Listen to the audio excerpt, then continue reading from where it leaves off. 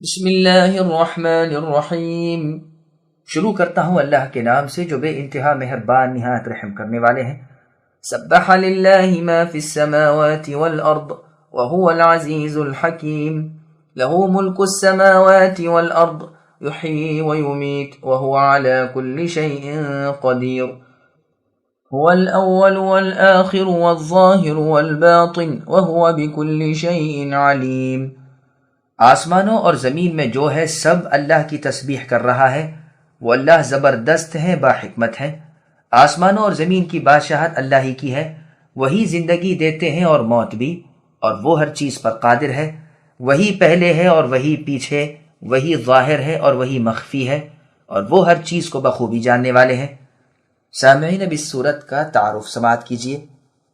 سورہ نبی داؤد وغیرہ میں ہے کہ رسول اللہ صلی اللہ علیہ وسلم سونے سے پہلے ان صورتوں کو پڑھتے تھے جن کا شروع سبح یا یسبح ہے، اور فرماتے تھے کہ ان میں ایک آیت ہے جو 1000 آیتوں سے افضل ہے۔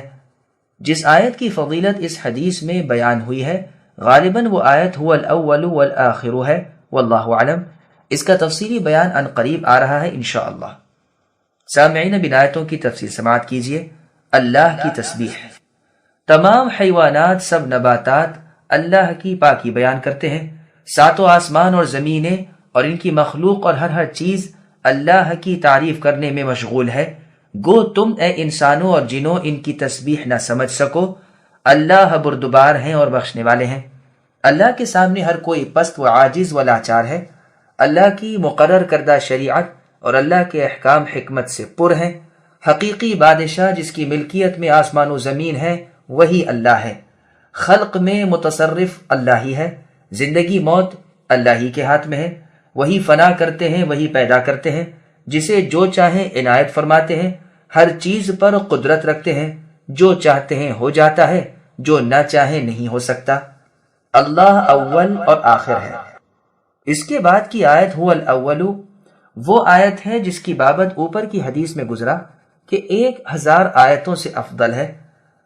ابو زمین رحمہ اللہ ابن عباس رضی اللہ عنہما سے کہتے ہیں کہ میرے دل میں ایک کھٹکا ہے لیکن زبان پر لانے کو جی نہیں چاہتا۔ اس پر ابن عباس رضی اللہ عنہما نے مسکرا کر فرمایا، شاید کچھ شک و شبہ ہوگا جس سے کوئی نہیں بچا، یہاں تک کہ قرآن میں ہے فَإِن كُنْتَ فِي شَكٍّ مِّمَّا أَنزَلْنَا إِلَيْكَ الآیہ، یعنی اگر اے نبی آپ جو کچھ آپ کی طرف نازل کیا گیا ہے اس میں شک میں ہیں تو آپ سے پہلے جو کتاب پڑھتے ہیں ان سے پوچھ لیجئے۔ پھر فرمایا جب آپ کے دل میں کوئی شک ہو تو اس آیت کو پڑھ لیا کرو، یعنی هو الاول والآخر آخر تک۔ یہ روایت سنن ابی داؤد میں ہے۔ اس آیت کی تفسیر میں 10 سے اوپر اقوال ہیں۔ بخاری رحمہ اللہ فرماتے ہیں یحییٰ کا قول ہے کہ ظاہر و باطن سے مراد ازروع علم کے ہر چیز پر ظاہر اور پوشیدہ ہونا ہے۔ یہ یحییٰ زیاد فرا کے لڑکے ہیں۔ ان کی ایک تصنیف ہے جس کا نام معانی القرآن ہے، سوتے وقت کی ایک دعا۔ مسند احمد میں ہے رسول اللہ صلی اللہ علیہ وسلم سونے کے وقت یہ دعا پڑھتے تھے، اللہم رب السماوات السبع ورب العرش العظیم، اے اللہ، اے ساتوں آسمانوں کے اور عرش عظیم کے رب، ربنا ورب کل شیء، اے ہمارے اور ہر چیز کے رب، منزل التوراۃ والانجیل، اے تورات و انجیل کے اتارنے والے، فالق الحب والنوى، اے دانوں اور گھٹلیوں کو اگانے والے، لا الہ الا انت، نہیں ہے کوئی عبادت کے لائق سوائے آپ کے، اعوذ بک من شر کل شیء انت آخذ بناصیتہ، میں آپ کی پناہ میں آتا ہوں ہر اس چیز کی برائی سے کہ اس کی چوٹی آپ کے ہاتھ میں ہے، انت الاول فلیس قبلک شیء، اے اللہ آپ سب سے پہلے تھے، آپ سے پہلے کچھ نہ تھا، وَأَنْتَ الْآخِرُ فَلَيْسَ بَعْدَكَ شَيْءٌ، اور آپ ہی سب سے آخر میں ہوں گے، آپ کے بعد کچھ نہیں، وَأَنْتَ الظَّاهِرُ فَلَيْسَ فَوْقَكَ شَيْءٌ، اور آپ ظاہر ہیں کہ آپ سے اونچی کوئی چیز نہیں، وَأَنْتَ الْبَاطِنُ فَلَيْسَ دُونَكَ شَيْءٌ، اور آپ باطن ہیں کہ آپ سے چھپی ہوئی کوئی چیز نہیں، اقض عنا الدین واغننا من الفقر، ہمارے قرض ادا کرا دیجئے اور ہمیں فقیری سے بے نیازی دیجیے۔ ابو صالح رحمہ اللہ اپنے متعلقین کو یہ دعا سکھاتے اور فرماتے سوتے وقت داہنی کروٹ پر لیٹ کر یہ دعا پڑھ لیا کرو، الفاظ میں کچھ ہیر پھیر ہے، ملاحظہ ہو صحیح مسلم۔ ابو یعلا میں ہے ام المؤمنین عائشہ رضی اللہ عنہ فرماتی ہے کہ رسول اللہ کے حکم سے آپ کا بستر قبلہ رخ بچھایا جاتا، رسول اللہ آ کر اپنے داہنے ہاتھ پر تکیہ لگا کر آرام فرماتے، پھر آہستہ آہستہ کچھ پڑھتے رہتے، لیکن آخر رات میں بآواز بلند یہ دعا پڑھتے جو ابھی بیان ہوئی، الفاظ میں کچھ ہیر پھیر ہے۔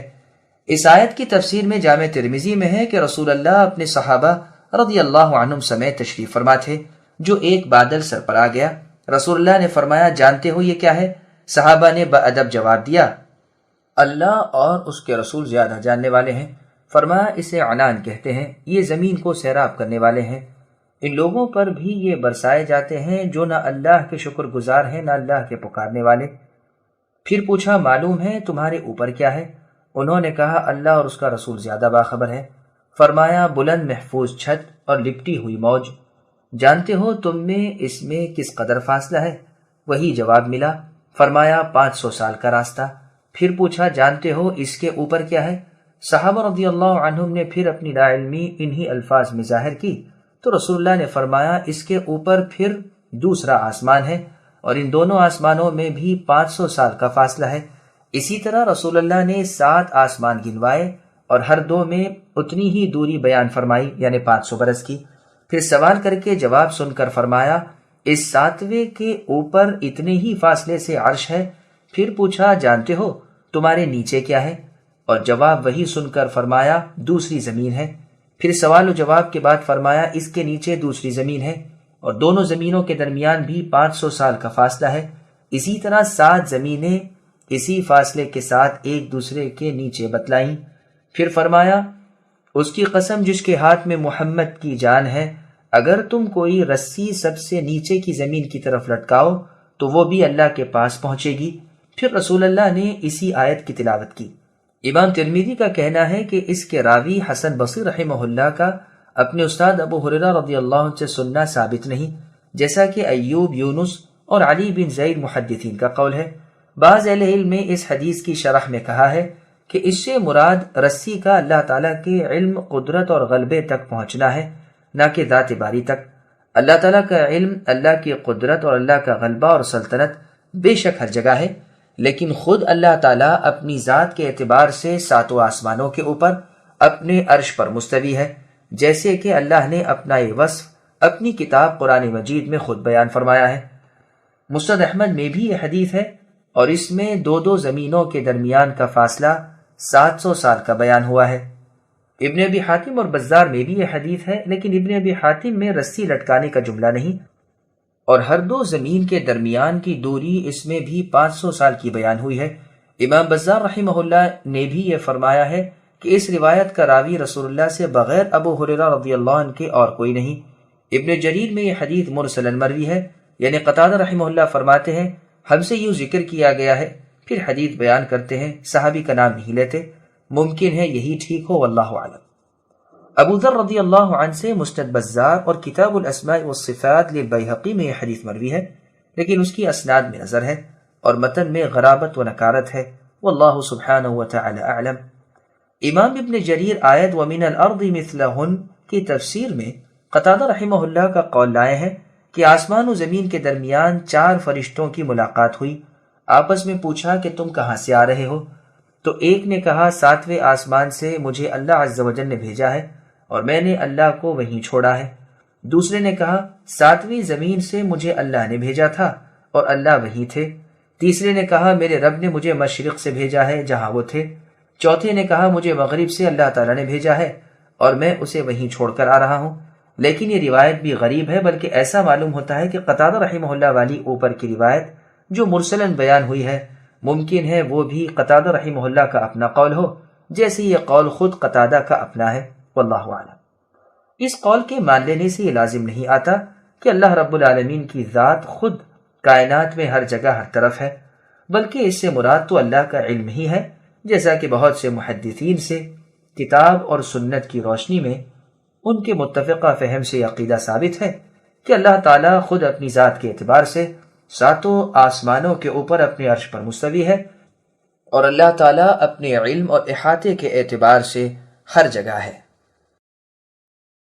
هو الذي خلق السماوات والأرض في 6 أيام ثم استوى على العرش يعلم ما يلج في الأرض وما يخرج منها وما ينزل من السماء وما يعرج فيها وهو معكم أينما كنتم والله بما تعملون بصير له ملك السماوات والأرض وإلى الله ترجع الأمور يولج الليل في النهار ويولج النهار في الليل وهو عليم بذات الصدور۔ اللہ ہی تو ہے جس نے آسمانوں اور زمین کو 6 دن میں پیدا کیا، پھر عرش پر بیٹھے۔ وہ خوب جانتے ہیں اس چیز کو جو زمین میں جائے اور جو اس سے نکلے، اور جو آسمان سے نیچے آئے اور جو کچھ چڑھ کر اس میں جائے۔ جہاں کہیں تم ہو وہ تمہارے ساتھ ہے، اور جو تم کر رہے ہو اللہ دیکھ رہے ہیں۔ آسمانوں کی اور زمین کی بادشاہی اللہ ہی کی ہے، اور تمام کام اللہ ہی کی طرف پہنچائے جاتے ہیں۔ وہی رات کو دن میں لے جاتے ہیں اور وہی دن کو رات میں داخل کر دیتے ہیں۔ سینے کے اندر کی پوشیدگیوں کے وہ پورے عالم ہیں۔ سامعین، اب ان آیتوں کی تفسیر سماعت کیجیے۔ آسمان و زمین کی پیدائش 6 دن میں۔ اللہ تعالیٰ کا زمین و آسمان کو 6 دن میں پیدا کرنا اور عرش پر قرار پکڑنا سورہ اعراف کی تفسیر میں پوری طرح بیان ہو چکا ہے، اس لیے یہاں دوبارہ بیان کرنے کی ضرورت نہیں۔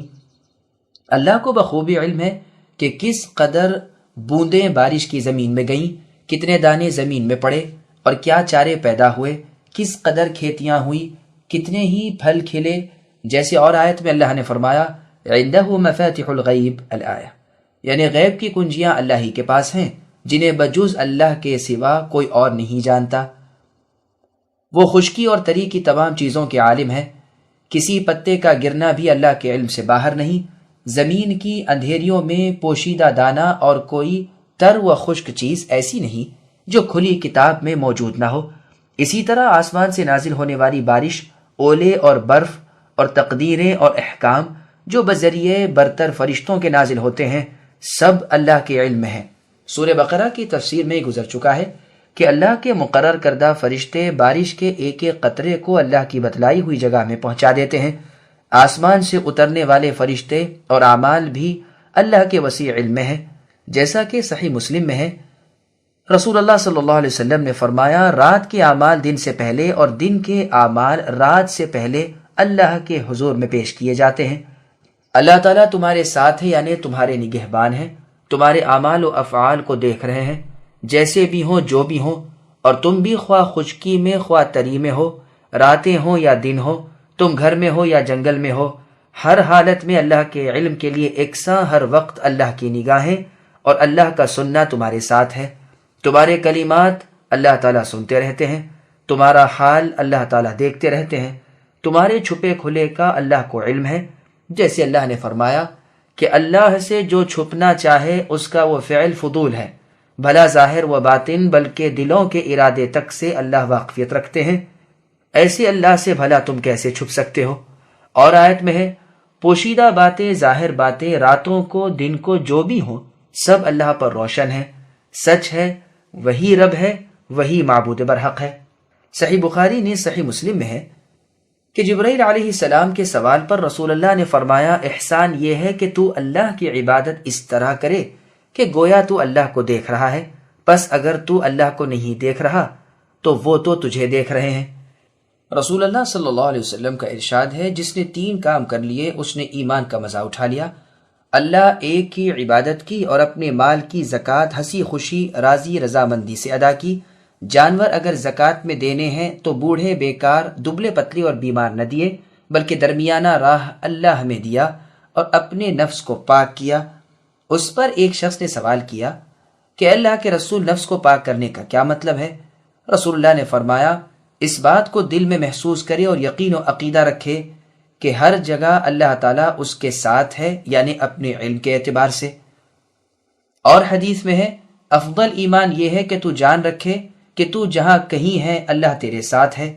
امام احمد رحمہ اللہ اکثر ان 2 شعروں کو پڑھتے رہتے تھے۔ اذا ما خلوت الدهر يوما فلا تقل خلوت ولكن قل علی رقیب ولا تحسبن اللہ یغفل ساعة ولا انما يخفى علیہ یغیب، یعنی جب تو بالکل تنہائی اور خلوت میں ہو اس وقت بھی یہ نہ کہہ کہ میں اکیلا ہی ہوں، بلکہ کہتا رہ کہ تجھ پر ایک نگہبان ہے یعنی اللہ تعالیٰ۔ کسی گھڑی بھی اللہ تعالیٰ کو بے خبر نہ سمجھ اور مخفی سے مخفی کام کو اللہ پر مخفی نہ جان۔ پھر آگے اللہ فرماتے ہیں کہ دنیا اور آخرت کے مالک اللہ تعالیٰ ہی ہیں، جیسے اور آیت میں فرمایا وَإِنَّ لَنَا لَلْآخِرَةَ وَالْأُولَى، اور دنیا اور آخرت کی ملکیت ہماری ہی ہے۔ اللہ کی تعریف اس بادشاہت پر بھی کرنی ہمارا فرض ہے۔ اللہ تعالیٰ فرماتے ہیں وَهُوَ اللَّهُ لَا إِلَٰهَ إِلَّا هُوَ لَهُ الْحَمْدُ فِي الْأُولَى وَالْآخِرَةِ، یعنی وہی معبود برحق اللہ ہے اور وہی لائق حمد و ثنا ہے دنیا میں بھی اور آخرت میں بھی۔ اور آیت میں ہے اللہ کے لیے تمام تعریفیں ہیں جس کی ملکیت میں آسمان و زمین کی تمام چیزیں ہیں، اور اللہ ہی کی حمد ہے آخرت میں، اور اللہ تعالیٰ علم والے ہیں اور خبردار ہیں۔ پس ہر وہ چیز جو آسمان و زمین میں ہے اللہ کی بادشاہت میں ہے۔ ساری آسمان و زمین میں مخلوق اللہ کی غلام اور اللہ کی خدمت گزار اور اللہ کے سامنے پست و عاجز ہے، جیسے اللہ تعالیٰ نے فرمایا ان کل من فی السماوات والارض الا آتی الرحمن عبدا، یعنی آسمان و زمین کی کل مخلوق رحمان کے سامنے غلامی کی حیثیت میں بروز قیامت پیش ہونے والی ہے۔ ان سب کو اللہ نے گھیر رکھا ہے اور سب کو ایک ایک کر کے گن رکھا ہے۔ اللہ ہی کی طرف تمام امور لوٹائے جاتے ہیں۔ اپنی مخلوق میں جو چاہے اللہ تعالیٰ حکم دیتے ہیں۔ وہ عادل انصاف والے ہیں، ظلم نہیں کرتے بلکہ ایک نیکی کو 10 گنا بڑھا کر دیتے ہیں، اور پھر اپنے پاس سے اجر عظیم عنایت فرماتے ہیں۔ اللہ تعالیٰ کا ارشاد ہے وَنَضَعُ الْمَوَازِينَ الْآيَةِ، اور قیامت کے روز ہم عدل کی ترازو رکھیں گے اور کسی پر ظلم نہ کیا جائے گا، رائی کے برابر کا عمل بھی ہم سامنے لا رکھیں گے، اور ہم حساب کرنے اور لینے میں کافی ہیں۔ پھر آگے اللہ نے فرمایا مخلوق میں تصرف بھی اللہ ہی کا چلتا ہے، دن رات کی گردش بھی اللہ ہی کے ہاتھ ہے، اپنی حکمت سے گھٹاتے اور بڑھاتے ہیں، کبھی کے دن لمبے کبھی کی راتیں، اور کبھی دونوں یکساں، کبھی جاڑا کبھی گرمی، کبھی بارش، کبھی بہار کبھی خزاں، اور یہ سب بندوں کی خیر خواہی اور ان کی مصلحت کے لحاظ سے ہے۔ اللہ تعالیٰ دلوں کی چھوٹی سے چھوٹی باتوں اور دور کے پوشیدہ رازوں سے بھی واقف اور پوری طرح خبردار ہے۔ آمنوا بالله ورسوله وأنفقوا مما جعلكم مستخلفين فيه فالذين آمنوا منكم وأنفقوا لهم أجر كبير وما لكم لا تؤمنون بالله والرسول يدعوكم لتؤمنوا بربكم وقد أخذ ميثاقكم إن كنتم مؤمنين هو الذي ينزل على عبده آيات بينات ليخرجكم من الظلمات إلى النور وإن الله بكم لرؤوف رحيم وما لكم ألا تنفقوا في سبيل الله ولله ميراث السماوات والأرض لا يستوي منكم من أنفق من قبل الفتح وقاتل أولئك أعظم درجة من الذين أنفقوا من بعد وقاتلوا وكلا وعد الله الحسنى والله بما تعملون خبير من ذا الذي يقرض الله قرضا حسنا فيضاعفه له وله أجر كريم۔ اللہ پر اور اس کے رسول پر ایمان لے آؤ اور اس مال میں سے خرچ کرو جس میں اللہ نے تمہیں دوسروں کا جانشین بنایا ہے، پس تم میں سے جو ایمان لائیں اور خیراتیں کریں انہیں بہت بڑا ثواب ملے گا۔ تم اللہ پر ایمان کیوں نہیں لاتے حالانکہ خود رسول تمہیں اپنے رب پر ایمان لانے کی دعوت دے رہے ہیں، اور اگر تمہیں باور ہو تو وہ تو تم سے مضبوط عہد و پیما بھی لے چکے ہیں۔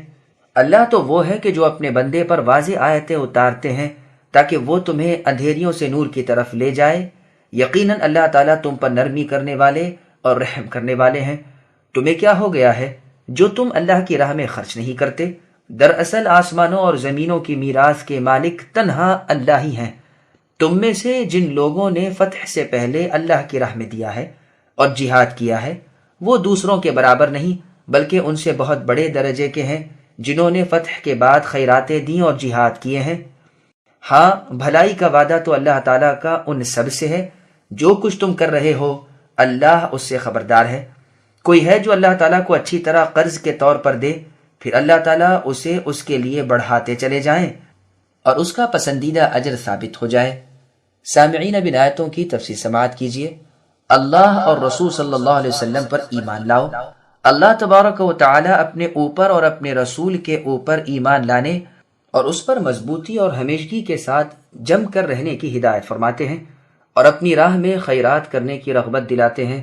جو مال ہاتھوں ہاتھ تمہیں اللہ نے پہنچایا ہو، تم اللہ کی اطاعت گزاری میں اسے خرچ کرو، اور سمجھ لو کہ جس طرح دوسرے ہاتھوں سے تمہیں ملا ہے، اسی طرح عن قریب تمہارے ہاتھوں سے دوسرے ہاتھوں میں چلا جائے گا، اور تم پر حساب اور عتاب رہ جائے گا۔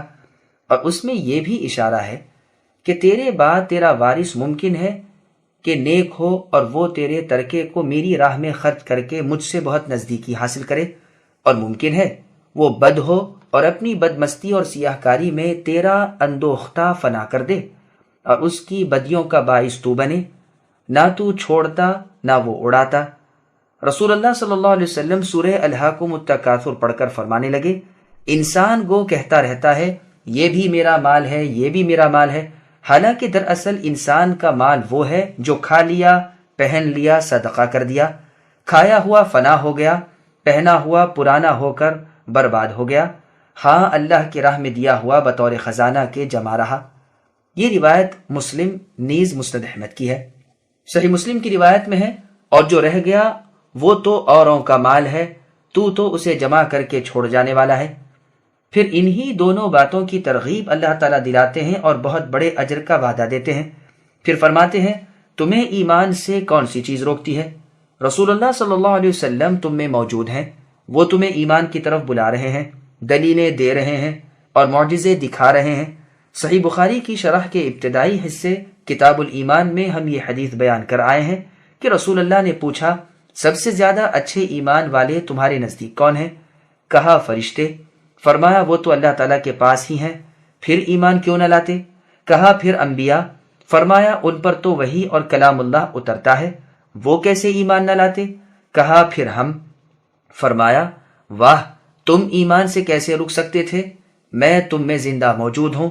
سنو بہترین اور عجیب تر ایماندار وہ لوگ ہیں جو تمہارے بعد آئیں گے، صحیفوں میں لکھا دیکھیں گے اور ایمان قبول کریں گے۔ سورہ بقرہ کے شروع میں آیت الذین یؤمنون بالغیب کی تفسیر میں بھی ہم ایسی احادیث لکھ آئے ہیں۔ پھر انہیں روز میثاق کا قول قرار اللہ تعالیٰ یاد دلاتے ہیں، جیسے اور آیت میں اللہ نے فرمایا وَاذْكُرُوا نِعْمَةَ اللَّهِ عَلَيْكُمْ، اس سے مراد رسول اللہ صلی اللہ علیہ وسلم سے بیعت کرنا ہے۔ اور امام ابن جریر رحمہ اللہ فرماتے ہیں مراد وہ میثاق ہے جو آدم علیہ السلام کی پیٹھ میں ان سے لیا گیا تھا۔ مجاہد رحمہ اللہ کا بھی یہی مذہب ہے، واللہ اعلم۔ وہ اللہ جو اپنے بندے پر روشن حجتیں اور بہترین دلائل اور عمدہ تر آیتیں نازل فرماتے ہیں تاکہ ظلم و جہل کی گھنگور گھٹاؤں اور رائے قیاس کی بدترین اندھیریوں سے تمہیں نکال کر نورانی اور روشن اور صاف و سیدھی رائے حق پر لا کھڑا کر دے۔ اللہ رؤوف ہے، ساتھ ہی رحیم ہے۔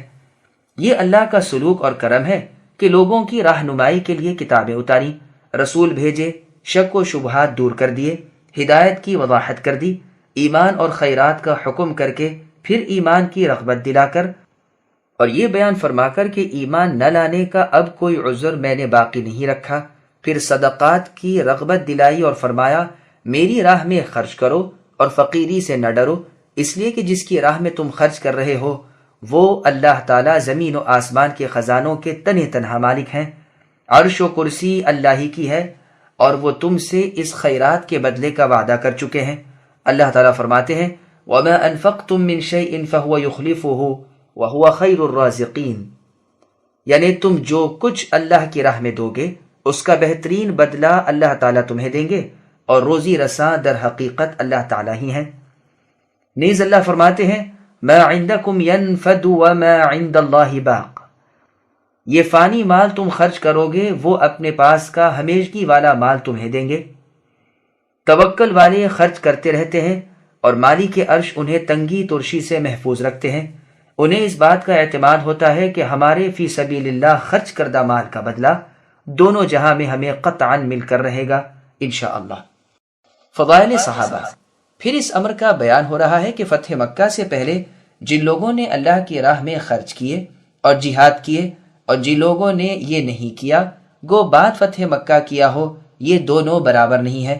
اس وجہ سے بھی کہ اس وقت تنگی ترشی زیادہ تھی اور قوت طاقت کم تھی، اور اس لیے بھی کہ اس وقت ایمان وہی قبول کرتا تھا جس کا دل ہر میل کچیل سے پاک ہوتا تھا۔ فتح مکہ کے بعد تو اسلام کو کھلا غلبہ ملا اور مسلمانوں کی تعداد بہت زیادہ ہو گئی اور فتوحات کی وسعت ہوئی اور ساتھ ہی مال بھی نظر آنے لگا۔ بس اس وقت اور اس وقت میں جتنا فرق ہے اتنا ہی ان لوگوں اور ان لوگوں کے اجر میں فرق ہے، انہیں بہت بڑے اجر ملیں گے، گو دونوں اصل بھلائی اور اصل اجر میں شریک ہیں۔ بعضوں نے کہا ہے فتح سے مراد صلح حدیبیہ ہے۔ اس کی تائید مسند احمد کی اس روایت سے بھی ہوتی ہے کہ خالد ابن ولید رضی اللہ عنہ اور عبد الرحمن بن عوف رضی اللہ عنہ میں کچھ اختلاف ہو گیا، جس پر خالد ابن ولید رضی اللہ عنہ نے فرمایا، تم اسی پر اکڑ رہے ہو کہ ہم سے کچھ دن پہلے اسلام لائے۔ جب رسول اللہ کو اس کا علم ہوا تو رسول اللہ نے فرمایا، میرے صحابہ کو میرے لیے چھوڑ دو، اس ذات کی قسم جس کے ہاتھ میں میری جان ہے کہ اگر تم احد کے یا کسی اور پہاڑ کے برابر سونا خرچ کرو تو بھی ان کے اعمال کو پہنچ نہیں سکتے۔ ظاہر ہے کہ یہ واقعہ خالد رضی اللہ عنہ کے مسلمان ہو جانے کے بعد کا ہے، اور آپ صلح حدیبیہ کے بعد اور فتح مکہ سے پہلے ایمان لائے تھے، اور یہ اختلاف جس کا ذکر اس روایت میں ہے بنو جذیمہ کے بارے میں ہوا تھا۔ رسول اللہ نے فتح مکہ کے بعد خالد رضی اللہ عنہ کی امارت میں ان کی طرف ایک لشکر بھیجا تھا۔ جب یہ وہاں پہنچے تو ان لوگوں نے پکارنا شروع کیا کہ ہم مسلمان ہو گئے، لیکن اپنی ناواقفیت سے یہ تو نہ کہا کہ ہم اسلام لائے، بلکہ کہنے لگے ہم صابی ہوئے، یعنی بے دین ہوئے، اس لیے کہ کفار مسلمانوں کو یہی لفظ کہا کرتے تھے۔ خالد رضی اللہ عنہ نے غالباً اس کلمے کا اصلی مطلب نہ سمجھ کر ان کے قتل کا حکم دے دیا، بلکہ ان کے جو لوگ گرفتار کیے گئے تھے انہیں قتل کر ڈالنے کو فرمایا۔ اس پر عبد الرحمن بن عوف اور عبداللہ بن عمر رضی اللہ عنہما نے ان کی مخالفت کی۔ اس واقعے کا مختصر بیان اوپر والی حدیث میں ہے۔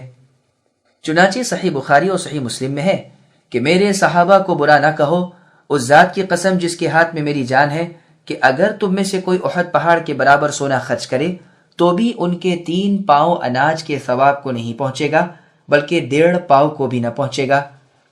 ابن جریر کی تفسیر میں ہے، حدیبیہ والے سال ہم رسول اللہ کے ساتھ جب عصفان میں پہنچے تو رسول اللہ نے فرمایا، ایسے لوگ بھی آئیں گے کہ تم اپنے اعمال کو ان کے اعمال کے مقابلے میں حقیر سمجھنے لگو گے۔ ہم نے کہا کیا قریشی؟ فرمایا نہیں، بلکہ یمنی، نہایت نرم دل، نہایت خوش اخلاق، سادہ مزاج۔ ہم نے کہا اللہ کے رسول، پھر کیا وہ ہم سے بہتر ہوں گے؟ رسول اللہ نے جواب دیا کہ اگر ان میں سے کسی کے پاس احد پہاڑ کے برابر سونا بھی ہو اور وہ اسے اللہ کی راہ میں خرچ کرے تو تم میں سے ایک کے 3 پاؤں بلکہ 1.5 پاؤں اناج کی خیرات کو بھی نہیں پہنچ سکتا۔ یاد رکھو کہ ہم میں اور دوسرے تمام لوگوں میں یہی فرق ہے۔ پھر رسول اللہ نے اسی آیت لا یستوی کی تلاوت کی، لیکن یہ روایت غریب ہے۔ بخاری اور مسلم میں ابو سعید خدری رضی اللہ عنہ کی روایت میں خارجیوں کے ذکر میں ہے کہ تم اے صحابہ اپنی نمازیں ان کی یعنی خارجیوں کی نمازوں کے مقابلے میں اور اپنے روزے ان کے روزوں کے مقابلے پر حقیر اور کم تر شمار کرو گے، لیکن وہ خوارج دین سے اس طرح نکل جائیں گے جس طرح تیر شکار سے۔ یہ روایت بخاری اور مسلم کی ہے۔ تفسیر میں جریر میں ہے، ان قریب ایک قوم آئے گی کہ تم اپنے اعمال کو کم تر سمجھنے لگو گے جب ان کے اعمال کے سامنے رکھو گے۔ صحابہ رضی اللہ عنہم نے پوچھا کیا وہ قریشیوں میں سے ہوں گے؟ رسول اللہ نے فرمایا نہیں، وہ سادہ مزاج نرم دل یہاں آنے والے ہیں۔ اور رسول اللہ نے یمن کی طرف اپنے ہاتھ سے اشارہ کیا۔ پھر آپ نے فرمایا وہ یمنی لوگ ہیں، ایمان تو یمن والوں کا ایمان ہے اور حکمت یمن والوں کی حکمت ہے۔ ہم نے پوچھا کیا وہ ہم سے افضل ہوں گے؟ فرمایا اس کی قسم جس کے ہاتھ میں میری جان ہے، اگر ان میں سے کسی کے پاس سونے کا پہاڑ ہو اور وہ اسے اللہ کی راہ میں دے ڈالے تو بھی تمہارے 1 مد یا آدھے مد کو بھی نہیں پہنچ سکتا۔ پھر رسول اللہ نے اپنی اور انگلیوں کو بند کر لی اور اپنی چنگلیاں کو دراز کر کے فرمایا خبردار رہو، یہ ہے فرق ہم میں اور دوسرے لوگوں میں۔ پھر رسول اللہ نے یہی آیت تلاوت فرمائی۔ بس اس حدیث میں حدیبیہ کا ذکر نہیں۔ پھر یہ بھی ہو سکتا ہے کہ ممکن ہے فتح مکہ سے پہلے ہی فتح مکہ کے بعد کی خبر اللہ تعالیٰ نے رسول صلی اللہ علیہ وسلم کو دے دی ہو، جیسے کہ سورہ مزمل میں جو ان ابتدائی صورتوں میں سے ہے جو مکے میں نازل ہوئی تھی، پروردگار نے خبر دی تھی کہ وَآخَرُونَ يُقَاتِلُونَ فِي سَبِيلِ اللَّهِ، یعنی کچھ اور لوگ ایسے بھی ہیں جو اللہ کی راہ میں جہاد کرتے ہیں۔ بس جس طرح اس آیت میں ایک آنے والے واقعے کا تذکرہ ہے، اسی طرح اس آیت کو اور حدیث کو بھی سمجھ لیا جائے۔ واللہ اعلم۔ سب صحابہ کرام عظیم ہیں۔ پھر آگے اللہ فرماتے ہیں کہ ہر ایک سے اللہ تعالیٰ نے بھلائی کا وعدہ کیا ہے، یعنی فتح مکہ سے پہلے اور اس کے بعد بھی جس نے جو کچھ اللہ کی راہ میں دیا اس کا اجر وہ پائے گا۔ یہ اور بات ہے کہ کسی کو بہت زیادہ دیا جائے، کسی کو اس سے کم۔ جیسے اور جگہ ہے کہ مجاہد اور غیر مجاہد جو عذر والے بھی نہ ہو درجے میں برابر نہیں، گو بھلے وعدے میں دونوں شامل ہیں۔ صحیح مسلم اور مسند احمد میں ہے، رسول اللہ صلی اللہ علیہ وسلم فرماتے ہیں قوی مومن اللہ کے نزدیک ضعیف مومن سے افضل ہے، لیکن بھلائی دونوں میں ہے، یعنی قوی میں بھی بھلائی ہے اور ضعیف میں بھی، اس لیے کہ دونوں میں ایمان ہے۔ اگر یہ فقرہ اس آیت میں نہ ہوتا تو ممکن تھا کہ کسی کو ان بعد والوں کی سبکی کا خیال گزرتا، اس لیے فضیلت بیان فرما کر پھر عطف ڈال کر اصل اجر میں دونوں کو شریک بتایا۔ پھر فرمایا تمہارے تمام اعمال کی تمہارے رب کو خبر ہے۔ اللہ تعالیٰ درجات میں جو تفاوت رکھتے ہیں وہ بھی انداز سے نہیں بلکہ صحیح علم سے۔ اللہ صدقات کو بڑھاتے ہیں۔ یہ بھی یاد رہے کہ اس آیت کے بڑے حصے دار ابو بکر صدیق رضی اللہ عنہ ہیں، اس لیے کہ اس پر عمل کرنے والے تمام نبیوں کی امت کے سردار آپ ہیں۔ آپ نے ابتدائی تنگی کے وقت اپنا کل مال اللہ کی راہ میں دے دیا تھا، جس کا بدلہ بجز اللہ کے کسی اور سے مطلوب نہ تھا۔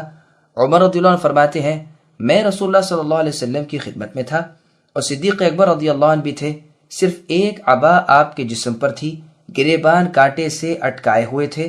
جو جبریل علیہ السلام نازل ہوئے اور پوچھا کیا بات ہے، جو ابو بکر نے فقط ایک عبا پہن رکھی ہے اور کانٹا لگا رکھا ہے۔ رسول اللہ نے فرمایا انہوں نے اپنا کل مال میرے کاموں میں فتح سے پہلے ہی اللہ کی راہ میں خرچ کر ڈالا ہے، اب ان کے پاس کچھ نہیں۔ جبریل علیہ السلام نے فرمایا ان سے کہیے کہ اللہ انہیں سلام کہتے ہیں اور فرماتے ہیں کہ کیا اس فقیری میں تم مجھ سے خوش ہو یا ناخوش ہو؟ رسول اللہ نے صدیق رضی اللہ عنہ کو یہ سب کہہ کر سوال کیا۔ جواب ملا کہ میں اپنے رب عز و جل سے ناراض کیسے ہو سکتا ہوں، میں اس حال میں بہت خوش ہوں۔ یہ حدیث سند ضعیف ہے، واللہ اعلم۔ اور ہمیں وہ تمام صحیح احادیث اس ضعیف حدیث کے بیان کرنے سے بے نیاز کر دیتی ہیں جس میں ابو بکر رضی اللہ عنہ کی خصوصی فضیلتیں وارد ہوئی ہیں اور آپ کے سوا تمام دوسرے صحابہ کی فضیلت۔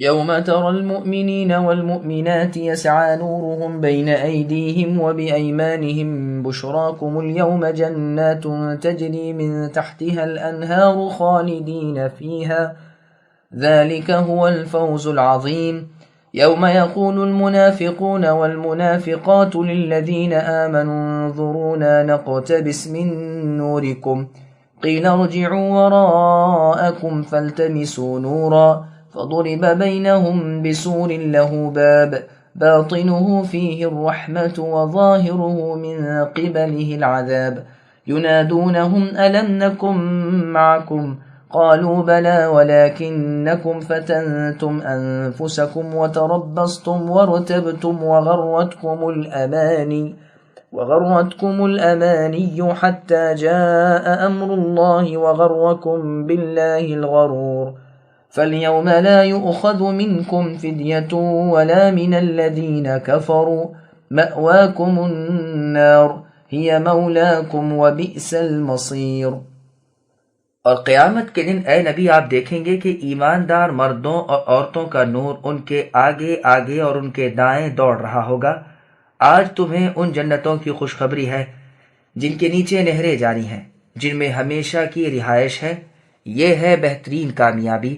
اس دن منافق مرد عورت ایمانداروں سے کہیں گے کہ ہمارا انتظار تو کرو کہ ہم بھی تمہارے نور سے کچھ روشنی حاصل کر لیں۔ جواب دیا جائے گا کہ تم اپنے پیچھے دنیا میں لوٹ جاؤ اور روشنی تلاش کرو، پھر ان کے اور ان کے درمیان ایک دیوار حائل کر دی جائے گی جس میں دروازہ بھی ہوگا، اس کے اندرونی حصے میں تو رحمت ہوگی اور باہر کی طرف عذاب ہوگا۔ یہ چلا چلا کر ان سے کہیں گے کہ کیا ہم تمہارے ساتھ دنیا میں نہ تھے؟ یہ کہیں گے کہ ہاں تھے تو صحیح، لیکن تم نے اپنے آپ کو گمراہی میں پھنسا رکھا تھا اور انتظار میں ہی رہے اور شک شبہ کرتے رہے، اور تمہیں تمہاری فضول تمناؤں نے دھوکے میں ہی رکھا، یہاں تک کہ اللہ کا حکم آ پہنچا اور تمہیں دھوکہ دینے والے نے دھوکے میں ہی رکھا۔ الغرض آج تم سے نہ فدیہ اور نہ بدلہ قبول کیا جائے اور نہ کافروں سے، تم سب کا ٹھکانہ دوزخ ہے، وہی تمہاری رفیق ہے اور وہ برا ٹھکانہ ہے۔ سامعین اب ان آیتوں کی تفسیر سماعت کیجیے۔ روز قیامت مؤمن مرد اور عورتوں کی حالت۔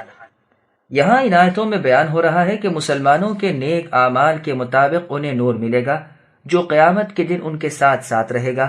عبداللہ بن مسعود رضی اللہ عنہ فرماتے ہیں ان میں بعض کا نور پہاڑوں کے برابر ہوگا اور بعض کا کھجور کے درختوں کے برابر اور بعض کا کھڑے انسان کے قد کے برابر۔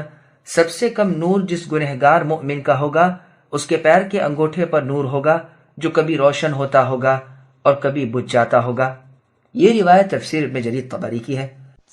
قتادہ رحمہ اللہ فرماتے ہیں ہم سے ذکر کیا گیا ہے کہ رسول اللہ صلی اللہ علیہ وسلم کا ارشاد ہے بعض مؤمن ایسے بھی ہوں گے جن کا نور اس قدر ہوگا کہ جس قدر مدینے سے عدن دور ہے اور ابین دور ہے اور صنعا دور ہے، بعض اس سے کم، بعض اس سے کم، یہاں تک کہ بعض وہ بھی ہوں گے جن کے نور سے صرف ان کے دونوں قدموں کے پاس ہی اجالا ہوگا۔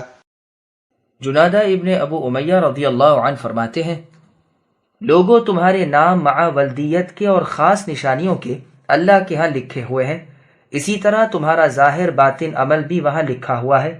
قیامت کے دن نام لے کر پکار کر کہہ دیا جائے گا کہ اے فلاں یہ تیرا نور ہے اور اے فلاں تیرے لیے کوئی نور ہمارے ہاں نہیں۔ پھر آپ نے اسی آیت کی تلاوت فرمائی۔ روز قیامت مؤمنوں کے لیے نور۔ ضحاک رحمہ اللہ فرماتے ہیں اول تو ہر شخص کو نور عطا ہوگا، لیکن جب پل صراط پر جائیں گے منافقوں کا نور بجھ جائے گا۔ اسے دیکھ کر مؤمن بھی ڈرنے لگیں گے کہ ایسا نہ ہو ہمارا نور بھی بجھ جائے، تو اللہ سے دعائیں کریں گے کہ اے اللہ تعالی ہمارا نور ہمارے لیے پورا کیجئے۔ حسن بصری رحمہ اللہ فرماتے ہیں اس آیت سے مراد پل صراط پر نور کا ملنا ہے تاکہ اس اندھیری جگہ سے بآرام گزر جائیں۔ ضحاک رحمہ اللہ فرماتے ہیں ان کے دائیں ہاتھ میں ان کا نام اعمال ہوگا جیسے اور آیتوں میں تشریح ہے۔ اس سے کہا جائے گا کہ آج تمہیں ان جنتوں کی بشارت ہے جن کے چپے چپے پر چشمے جاری ہیں جہاں سے کبھی نکلنا نہیں، یہ زبردست کامیابی ہے۔ اس کے بعد کی آیت میں میدان قیامت کے ہولناک دل شکن اور کپ کپا دینے والے واقعے کا بیان ہے کہ سوائے سچے ایمان اور کھرے اعمال والوں کے نجات کسی کو منہ نہ دکھائے گی۔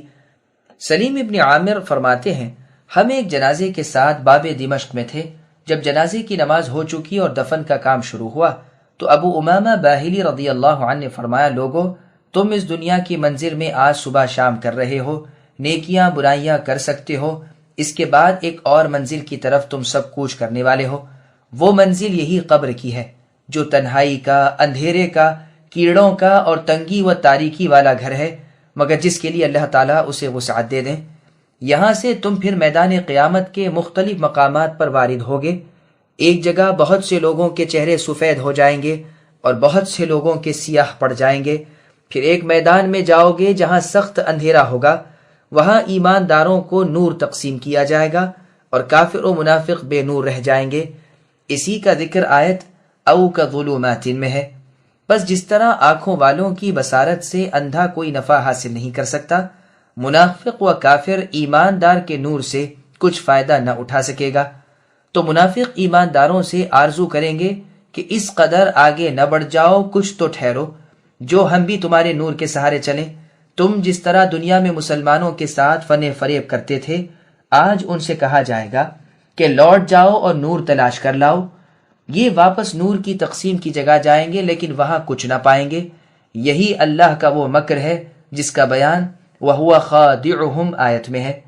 اب لوٹ کر یہاں جو آئیں گے تو دیکھیں گے کہ مؤمنوں اور ان کے درمیان ایک دیوار حائل ہو گئی ہے جس کے اس طرف رحمت ہی رحمت ہے اور اس طرف عذاب و سزا ہی سزا ہے۔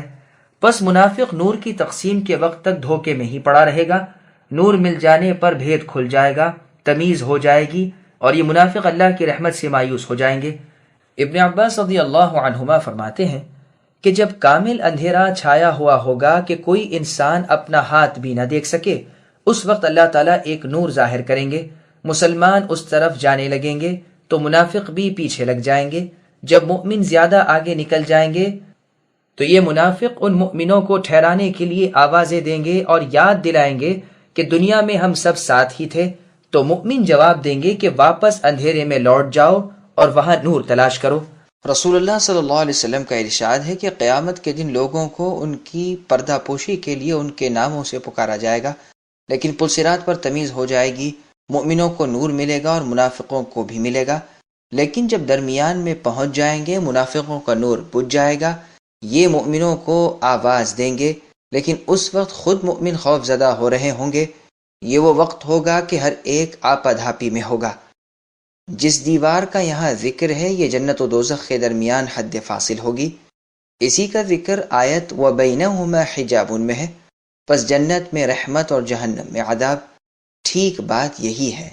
بعض کا قول ہے کہ اس سے مراد بیت المقدس کی دیوار ہے جو جہنم کی وادی کے پاس ہوگی۔ ابن عمر رضی اللہ عنہما سے مروی ہے کہ یہ دیوار بیت المقدس کی شرقی دیوار ہے جس کے باطن میں مسجد وغیرہ ہے اور جس کے ظاہر میں وادی جہنم ہے، اور بعض بزرگوں نے بھی یہی کہا ہے، لیکن یہ یاد رکھنا چاہیے کہ ان کا مطلب یہ نہیں کہیں کہ بعینی ہی یعنی یہی دیوار اس آیت میں مراد ہے، بلکہ اس کا ذکر بطور قرب معنی کے اس آیت کی تفسیر میں ان حضرات نے کر دیا ہے، اس لیے کہ جنت آسمانوں میں اعلیٰ علیین میں ہے اور جہنم اسفل السافلین میں۔ اور کعب الاحبار رحمہ اللہ سے جو مروی ہے کہ جس دروازے کا ذکر اس آیت میں ہے اس سے مراد مسجد کا باب الرحمہ ہے، یہ بنو اسرائیل کی روایت ہے جو ہمارے لیے سند نہیں بن سکتی۔ حقیقت یہ ہے کہ یہ دیوار قیامت کے دن مؤمنوں اور منافقوں کے درمیان علیحدگی کے لیے کھڑی کی جائے گی۔ مؤمن تو اس دروازے میں سے جا کر جنت میں پہنچ جائیں گے، پھر دروازہ بند ہو جائے گا اور منافق حیرت زدہ ظلمت و عذاب میں رہ جائیں گے، جیسے کہ دنیا میں بھی یہ لوگ کفر و جہالت، شک و حیرت کے اندھیرے میں تھے۔ اب یہ یاد دلائیں گے کہ دیکھو دنیا میں ہم تمہارے ساتھ تھے، جمعہ جماعت ادا کرتے تھے، عرفات اور غزوات میں موجود رہتے تھے، واجبات ادا کرتے تھے۔ ایماندار جواب میں کہیں گے ہاں بات تو ٹھیک ہے، لیکن اپنے کرتوت تو دیکھو، گناہوں میں، نفسانی خواہشوں میں، اللہ کی نافرمانیوں میں عمر بھر تم لذتیں اٹھاتے رہے، آج توبہ کر لیں گے، کل بدعمالیاں چھوڑ دیں گے، اسی میں رہے، انتظار میں ہی عمر گزار دی کہ دیکھیں مسلمانوں کا نتیجہ کیا ہوتا ہے، اور تمہیں یہ بھی یقین نہ ہوا کہ قیامت آئے گی بھی یا نہیں، اور پھر اس آرزو میں رہے کہ اگر آئے گی بھی تو ہم ضرور بخش دیے جائیں گے، اور مرتے دم تک اللہ کی طرف خلوص کے ساتھ جھکنے کی توفیق تمہیں میسر نہ آئی، اور اللہ کے ساتھ تمہیں دھوکے باز شیطان نے دھوکے میں ہی رکھا، یہاں تک کہ آج تم جہنم واصل ہو گئے۔ مطلب یہ ہے کہ جسموں سے تو تم ہمارے ساتھ دنیا میں تھے، لیکن دل اور نیت سے ہمارے ساتھ نہ تھے، بلکہ حیرت و شک میں ہی پڑے رہے، ریاکاری میں رہے، اور دل لگا کر اللہ کی یاد کرنی بھی تمہیں نصیب نہ ہوئی۔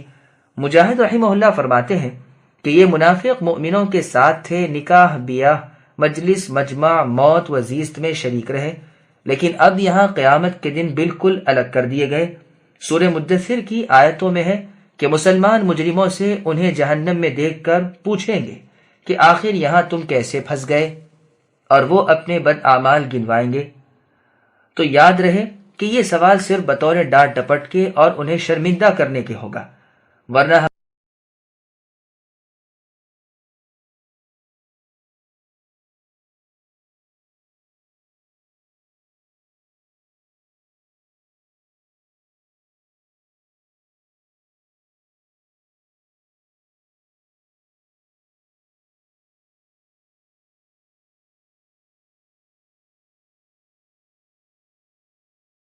ألم يأن للذين آمنوا أن تخشع قلوبهم لذكر الله وما نزل من الحق ولا يكونوا كالذين أوتوا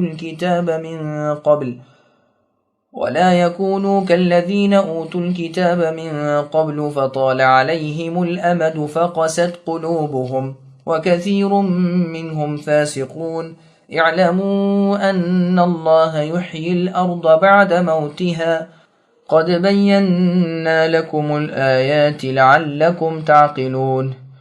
کیا اب تک ایمان والوں کے لیے وقت نہیں آیا کہ ان کے دل اللہ کے ذکر سے اور جو حق اتر چکا ہے اس سے پگھل جائے اور ان کی طرح نہ ہو جائیں جنہیں ان سے پہلے کتاب دی گئی تھی، پھر جب ان اہل کتاب پر ایک زمانہ دراز گزر گیا تو ان کے دل سخت ہو گئے اور ان میں کے اکثر فاسق ہیں۔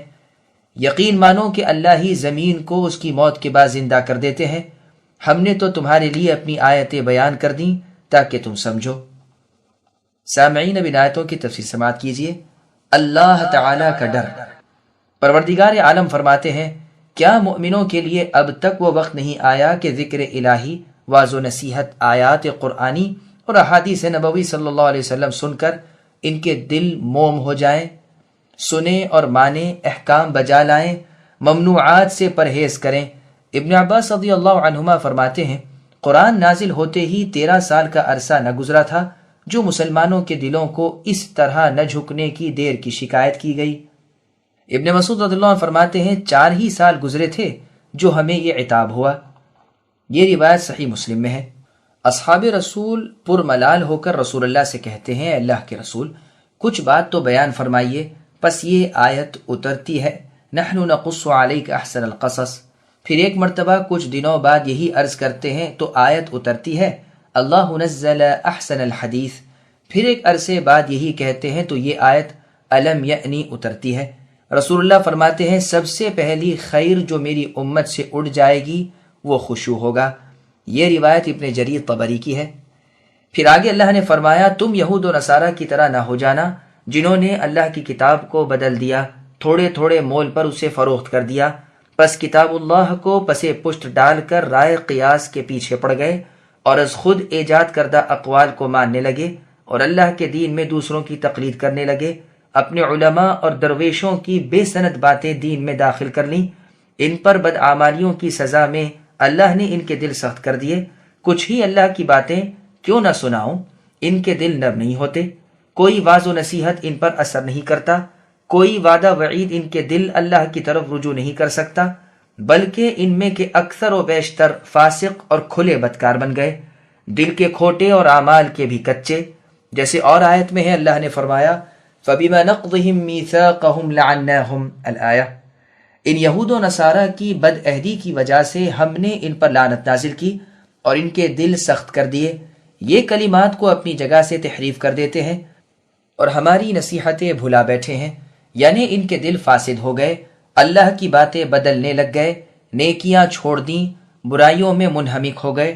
اسی لیے رب العالمین اس امت کو متنبہ کر رہے ہیں کہ خبردار ان یہود و نصارہ کی رنگت تم پر نہ چڑھ جائے، اصل و فرع میں ان سے بالکل الگ رہو، قرآن پر عمل کرو۔ ابن ابی حاتم میں ہے، ربیع ابن ابو عمیلہ فرماتے ہیں، قرآن حدیث کی مٹھاس تو مسلم ہی ہے، لیکن میں نے عبداللہ بن مسعود رضی اللہ عنہ سے ایک بہت ہی پیاری اور میٹھی بات سنی ہے جو مجھے بے حد محبوب اور مرغوب ہے۔ آپ نے فرمایا، جب بنی اسرائیل کی الہامی کتاب پر کچھ زمانہ گزر گیا تو ان لوگوں نے کچھ کتابیں خود تصنیف کر لیں اور ان میں وہ مسائل لکھے جو انہیں پسند تھے اور جو اپنے ذہن سے انہوں نے تراش لیے تھے۔ اب مزے لے لے کر زبانیں موڑ موڑ کر انہیں پڑھنے لگے۔ ان میں کے اکثر مسائل اللہ کی کتاب کے خلاف تھے، جن جن احکام کو ماننے کو ان کا جی نہ چاہتا تھا انہوں نے بدل ڈالے تھے اور اپنی کتاب میں اپنی طبیعت کے مطابق مسائل جمع کر لیے تھے اور انہی پر عامل بن گئے۔ اب انہیں سوجھی کہ اور لوگوں کو بھی منوائیں اور انہیں بھی آمدہ کریں کہ انہی ہماری لکھی ہوئی کتابوں کو شرعی کتابیں سمجھیں اور مدار عمل انہی پر رکھیں۔ اب لوگوں کو اسی کی دعوت دینے لگے اور زور پکڑتے گئے، یہاں تک کہ جو ان کی کتابوں کو نہ مانتا اسے یہ ستاتے، تکلیف دیتے، مارتے، پیٹتے، بلکہ قتل کر ڈالتے۔ ان میں ایک شخص اللہ والے پورے عالم اور متقی تھے، انہوں نے ان کی طاقت سے اور زیادتی سے مرعوب ہو کر کتاب اللہ کو ایک لطیف چیز پر لکھ کر ایک نرسنگھے میں ڈال کر اپنی گردن میں اسے ڈال لیا۔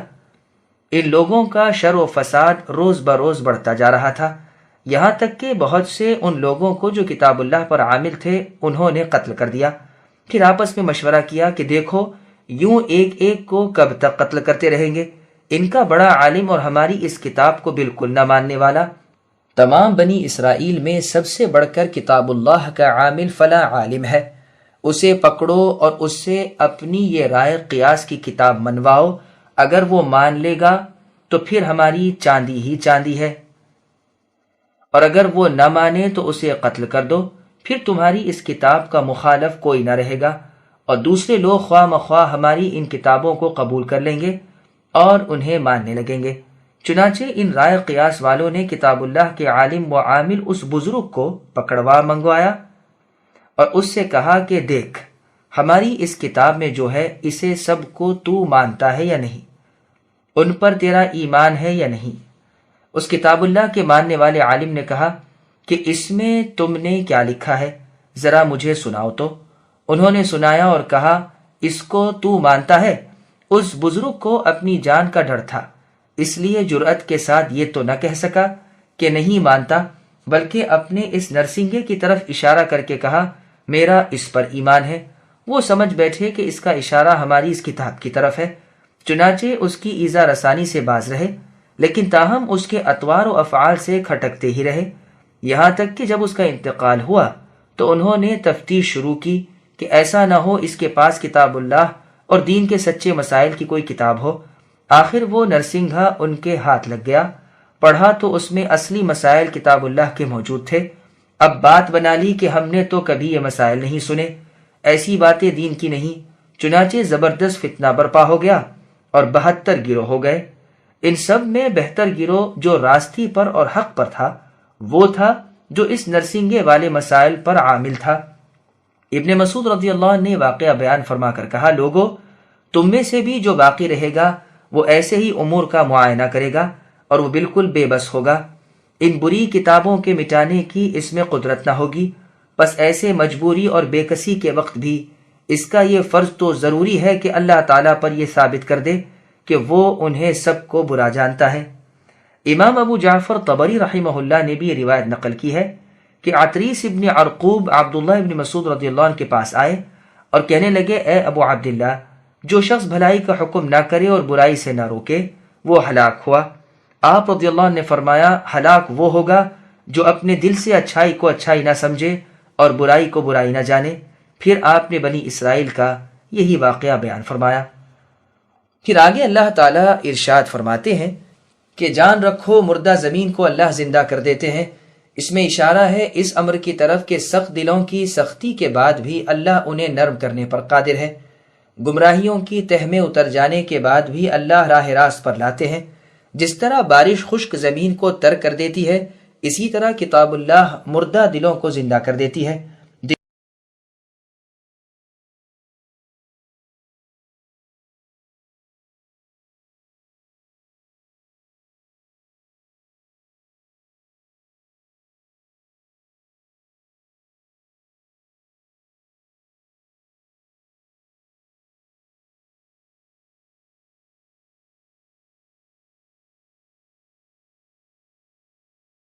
إن المصدقين والمصدقات وأقرضوا الله قرضا حسنا يضاعف لهم ولهم أجر كريم والذين آمنوا بالله ورسله أولئك هم الصديقون والشهداء عند ربهم لهم أجرهم ونورهم والذين كفروا وكذبوا بآياتنا أولئك أصحاب الجحيم۔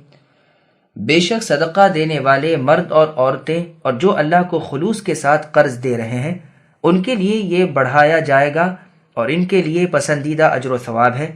اللہ اور اس کے رسول پر جو ایمان رکھتے ہیں وہی لوگ اپنے رب کے نزدیک صدیق اور شہید ہیں، ان کے لیے ان کا اجر اور ان کا نور ہے، اور جو کفر کرتے ہیں اور ہماری آیتوں کو جھٹلاتے ہیں وہ جہنمی ہیں۔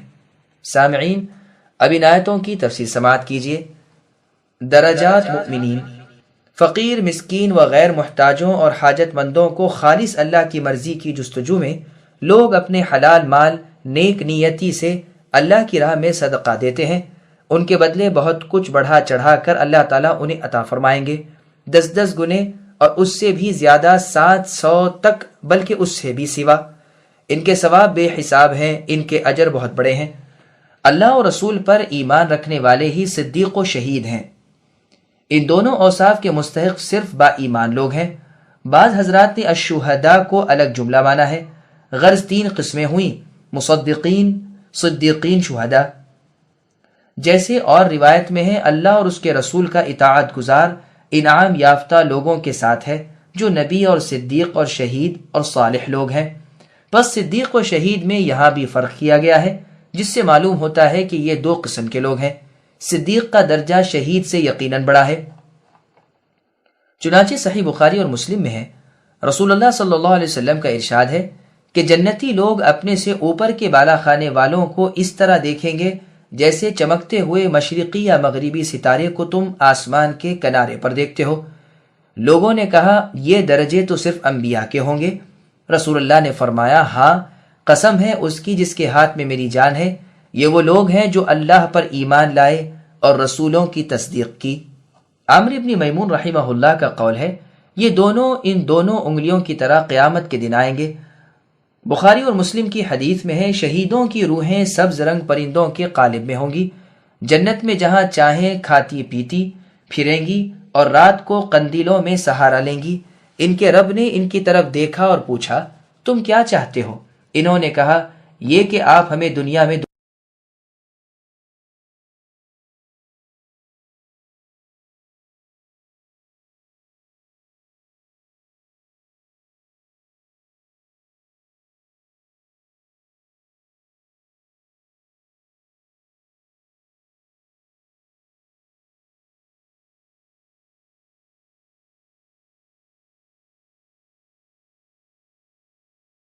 اعلموا انما الحياة الدنيا لعب ولهو وزينة وتفاخر بينكم وتكاثر في الأموال والأولاد كمثل غيث أعجب الكفار نباته ثم يهيج فتراه مصفرا ثم يكون حطاما وفي الآخرة عذاب شديد ومغفرة من الله ورضوان وما الحياة الدنيا إلا متاع الغرور سابقوا إلى مغفرة من ربكم وجنة عرضها كعرض السماء والأرض أعدت للذين آمنوا بالله ورسله ذلك فضل الله يؤتيه من يشاء والله ذو الفضل العظيم۔ خوب جان رکھو کہ دنیا کی زندگی صرف کھیل تماشا، زینت اور آپس میں فخر و غرور اور مال و اولاد میں ایک دوسرے سے اپنے آپ کو زیادہ بتلانا ہے۔ جیسے بارش اور اس کی پیداوار کسانوں کو اچھی معلوم ہوتی ہے، لیکن جب وہ خشک ہو جاتی ہے تو زرد رنگ دکھائی دینے لگتی ہے، پھر تو بالکل چورا چورا ہو جاتی ہے، اور آخرت میں سخت عذاب ہے اور اللہ کی مغفرت اور رضامندی ہے۔ دنیا کی زندگی بجز دھوکے کے اسباب کے اور کچھ بھی تو نہیں۔ آؤ دوڑو اپنے رب کی مغفرت کی طرف اور اس جنت کی طرف جس کی چوڑائی آسمان و زمین کی وسعت کے برابر ہے۔ یہ ان کے لیے بنائی گئی ہے جو اللہ پر اور اللہ کے رسولوں پر ایمان رکھتے ہیں۔ یہ اللہ کا فضل ہے، جسے چاہے دے، اور اللہ بڑے فضل والے ہیں۔ سامعین، اب آیتوں کی تفسیر سماعت کیجیے۔ دنیا عارضی اور فانی ہے۔ امر دنیا کی تحقیر و توہین بیان ہو رہی ہے کہ اہل دنیا کو بجز لہو لعب، زینت و فخر اور اولاد و مال کی بہتات کی چاہت کے سوا اور ہے ہی کیا۔ جیسے اور آیت میں ہے، اللہ نے فرمایا، زین للناس حب الشہوات الآیہ، یعنی لوگوں کے لیے ان کی خواہش کی چیزوں کو مزین کر دیا گیا ہے، جیسے عورتیں، بچے وغیرہ۔ پھر دنیا کی زندگی کی مثال بیان ہو رہی ہے کہ اس کی تازگی فانی ہے اور یہاں کی نعمتیں زوال پذیر ہیں۔ غیث کہتے ہیں اس بارش کو جو لوگوں کی نا امیدی کے بعد برسے، جیسے اللہ کا فرمان ہے، وَهُوَ الَّذِي يُنَزِّلُ الْغَيْثَ مِن بَعْدِ مَا قَنَطُوا۔ اللہ تعالیٰ تو وہ ہیں کہ جو لوگوں کی نا امیدی کے بعد بارش برساتے ہیں۔ پس جس طرح بارش کی وجہ سے زمین کی کھیتیاں پیدا ہوتی ہیں اور وہ لہلہاتی ہوئی کسان کی آنکھوں کو بھلی معلوم ہوتی ہیں، اسی طرح اہل دنیا اسباب دنیاوی پر پھولتے ہیں، لیکن نتیجہ یہ ہوتا ہے کہ وہی ہری بھری کھیتی خشک ہو کر زرد پڑ جاتی ہے، پھر آخر سوکھ کر ریزہ ریزہ ہو جاتی ہے۔ ٹھیک اسی طرح دنیا کی تر و تازگی اور یہاں کی بہبودی اور ترقی بھی خاک میں مل جانے والی ہے۔ دنیا کی بھی یہی صورتیں ہوتی ہیں کہ ایک وقت جوان ہے، پھر ادھیڑ ہے، پھر بڑھیا ہے۔ ٹھیک اسی طرح خود انسان کی حالت ہے۔ اس کے بچپن، جوانی اور ادھیڑ عمر اور بڑھاپے کو دیکھ جائیے